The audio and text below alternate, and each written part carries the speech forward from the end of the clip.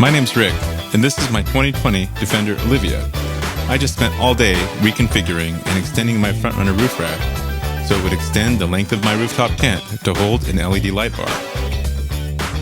Let's take a quick look at the lights I have to install. I have a 40-inch Unite modular light bar from visionx USA, a second light bar that I'll use as fog lights, and hopefully all the various wiring harnesses and cables I'll need to mount it. Before I modified it, the front runner roof rack only extended about 2/3 of this distance, and the tent is a bit longer. So I had to make the rack longer by installing extensions on each side to allow it to mount flush on the front with the tent so I could mount the LED light bar. I also ordered additional slats, but I miscounted during installation. So I'll need one more, which isn't going to be a problem because it's pretty easy to unbolt the front of the rack and slide one in there, even with the tent installed.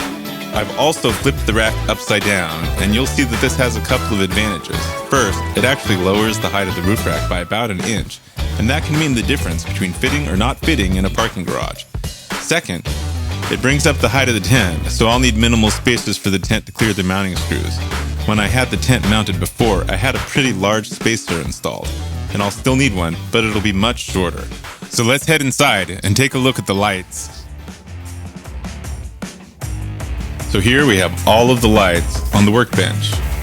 The wonderful thing about the light bar is that it's modular, which means I got to choose exactly what I wanted.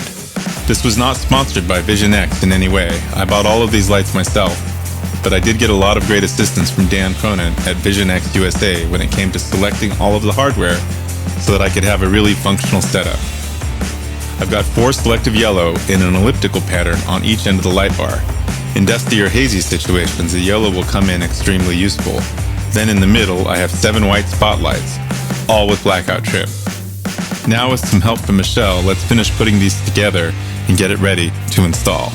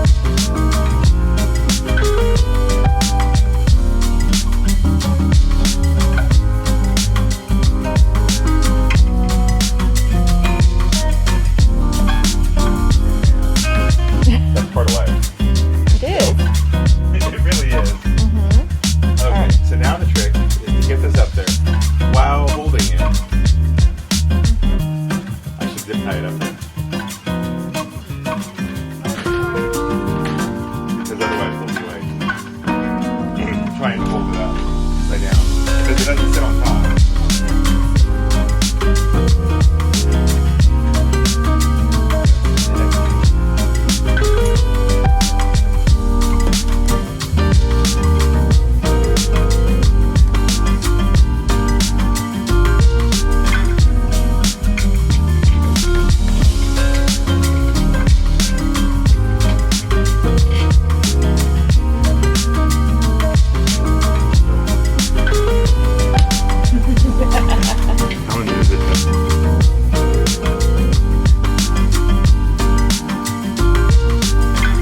So that's the situation. Now we're all done, and I think it looks fantastic.